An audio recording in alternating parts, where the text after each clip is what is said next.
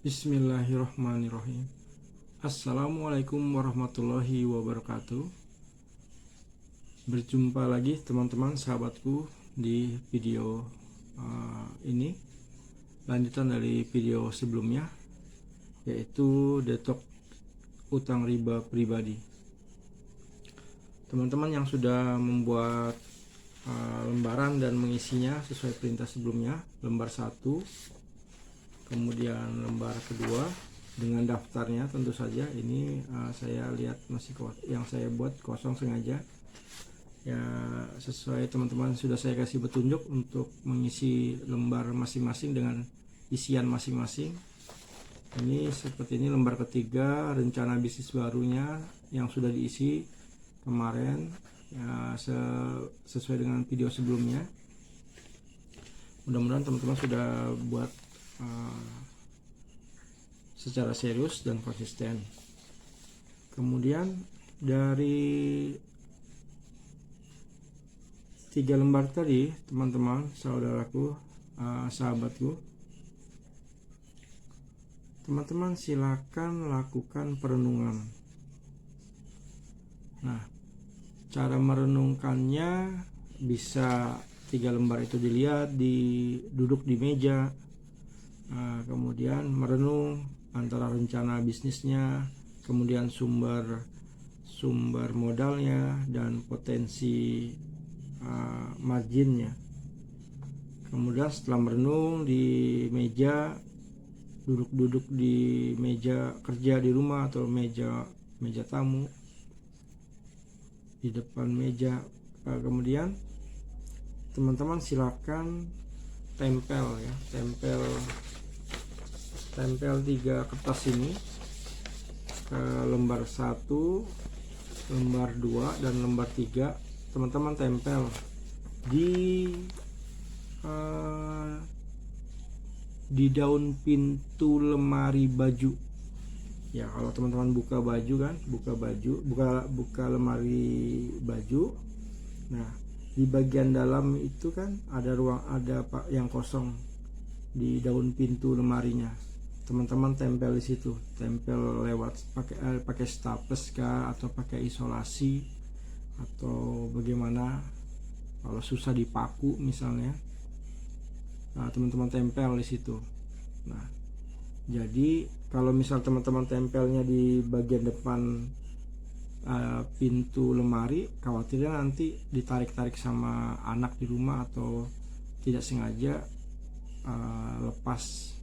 Tapi kalau di bagian dalam daun pintu lemarinya, ketika teman-teman buka pintu lemari untuk mengambil baju, insya Allah akan mudah terbaca setiap saat, minimal ketika mau ganti baju. Nah, teman-teman bisa lakukan perenungan sambil dilihat terhadap rencana bisnisnya. Apakah mungkin saya melakukan bisnisnya yang saya tulis itu atau tidak? Usahakan ketika menulis yakin teman-teman bisa melaksanakan, walaupun secara bertahap. Nah, di dalam perenungan itu terhadap daftar yang sudah teman-teman buat, teman-teman lakukan perenungan seperti ini. Pertama, bertanyalah kepada hati teman-teman. Dengan melihat daftar itu, apakah lebih besar pasak daripada tiang? Artinya lebih besar pengeluaran daripada pemasukan. Yang utang-utang tadi kita anggap sebagai pengeluaran karena harus dibayar, dikeluarkan. Utang-utang bulanan itu tagihannya merupakan pengeluaran.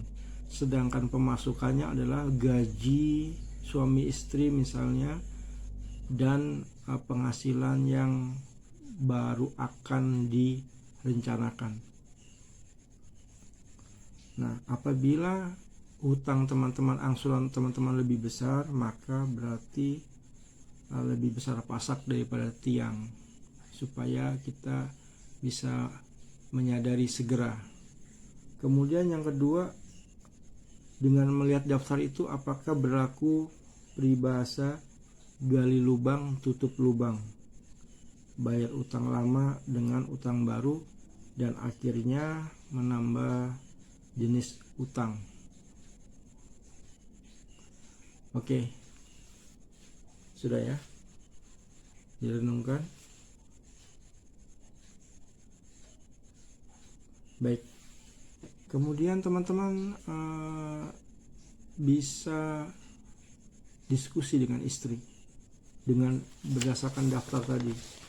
Diskusi dengan istri, apakah Anda berdua, Anda dan istri atau Anda dengan suami, bisa tetap bekerja di kantor sekarang namun mencari bisnis sampingan baru, bisnis baru yang bisa menghasilkan uang lebih besar untuk mempercepat pelunasan utang riba.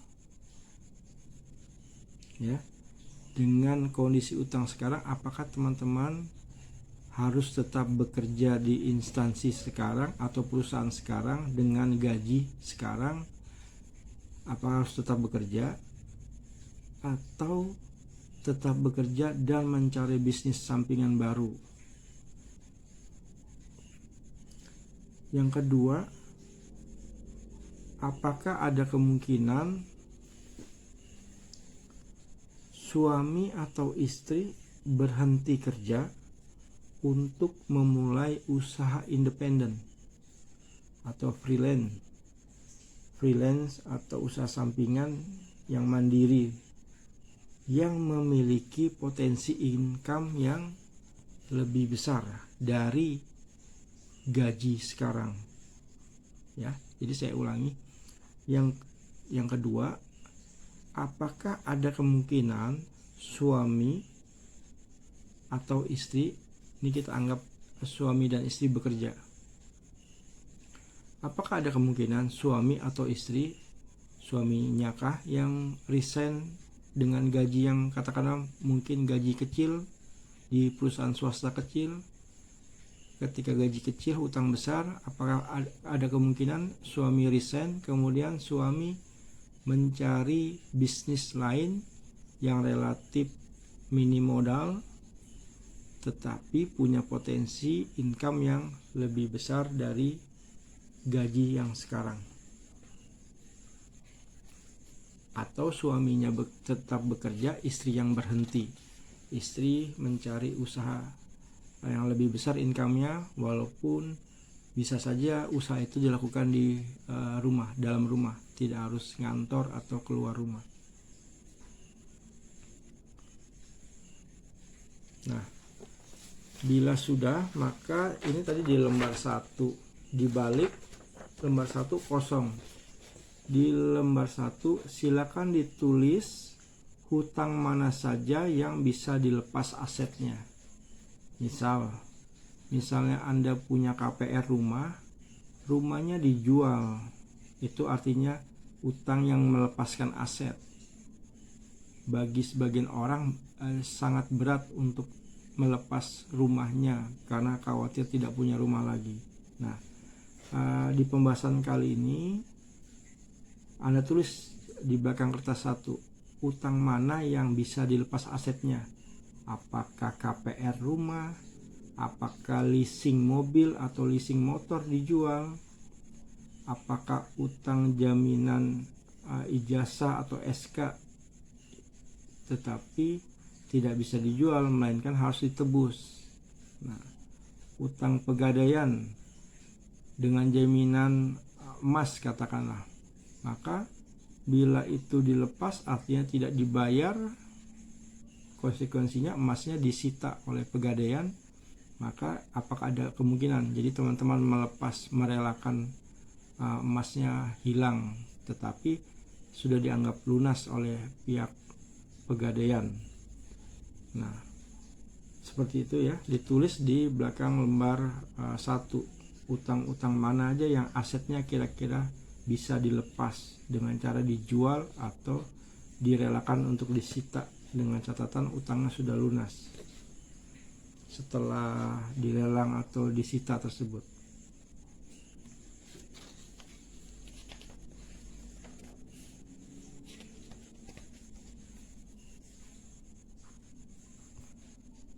Sudah. Kemudian pada lembar kedua teman-teman bisa tulis tadi kan, lembar kedua adalah sumber penghasilannya. Maka yang ke lembar kedua di belakang silakan tulis gaji suami itu untuk pengeluaran apa. Misalnya gaji suami 3 juta, tulis nomor 1 3 juta, kemudian di bawahnya untuk pengeluaran dari 3 juta itu untuk pengeluaran misalnya bayar KPR 2 juta, bayar kredit motor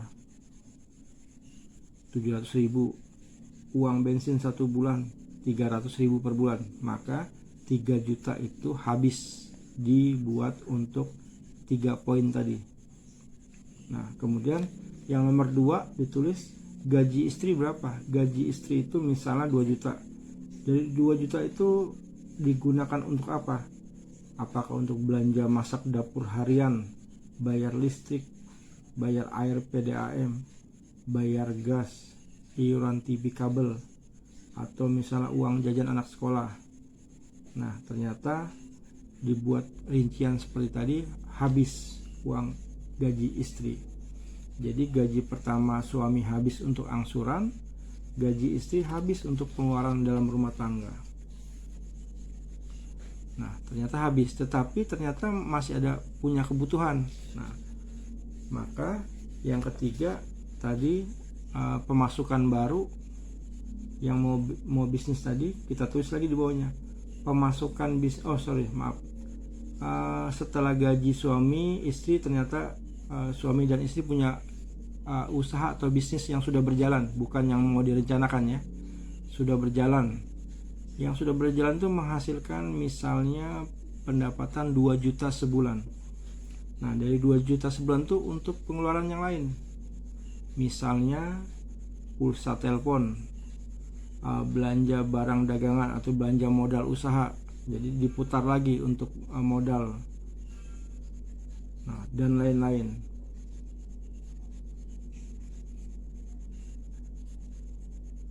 Nah, kalau sudah nanti akan terbaca. Kalau semua penghasilan itu minus atau kurang dengan pengeluaran, maka saya ulangi. Kalau semua penghasilan minus atau kurang dengan pengeluaran, maka 1 ya, ingat 1, jangan utang lagi untuk biaya hidup.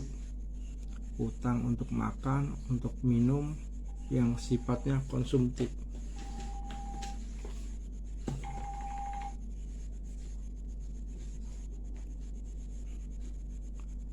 Kedua, harus segera cari usaha tambahan untuk menambah penghasilan. Kan tadi sudah kita hitung, ternyata kurang penghasilannya karena semua penghasilan untuk bayar hutang dan untuk biaya hidup.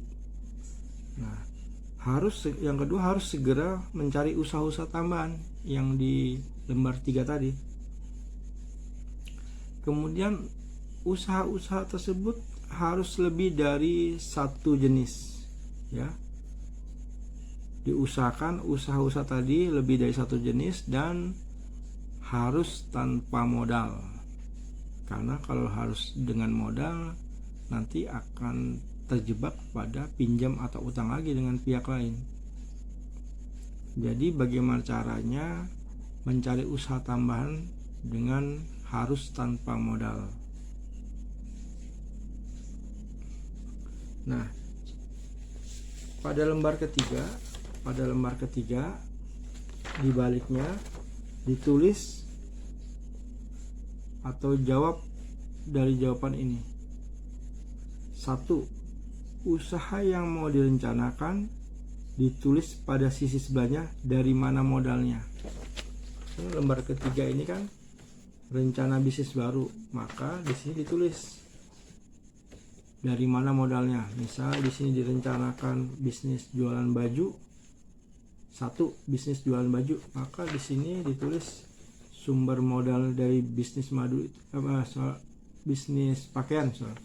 Misalnya di sini bisnis barunya mau jual pakaian, maka di baliknya teman-teman tulis sumber modalnya untuk jual pakaian itu dari mana. Nah, yang kedua, bila modalnya besar, hindari utang riba lagi. Bank, koperasi, pegadaian, leasing, BBKB, rentenir, dan lain-lain ya. Jadi kalau mau bisnis bisnis pakaian butuh modal 10 juta, nah itu besar itu. Maka hindari dengan cara tidak berhutang lagi ke bank. Bisa dengan cara kongsi dengan teman-teman atau saudara, urunan modal. Kemudian tulis lagi di bawahnya, usahakan mencari usaha-usaha atau bisnis-bisnis yang satu, minim modal, kedua, tanpa modal, ketiga, modal keluarga,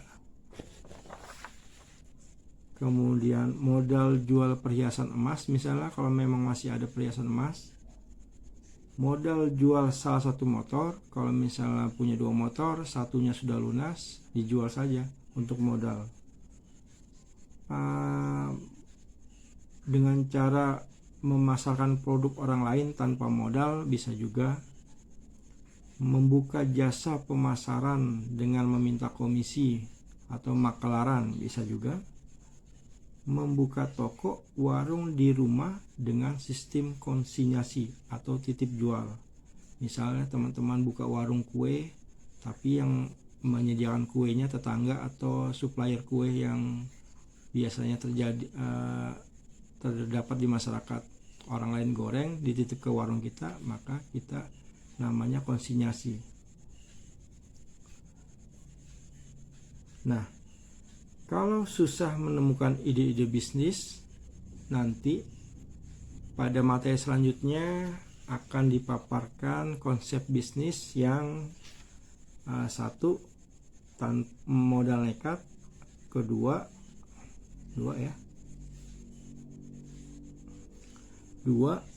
tanpa modal, yang ketiga tanpa utang, yang empat dari rumah,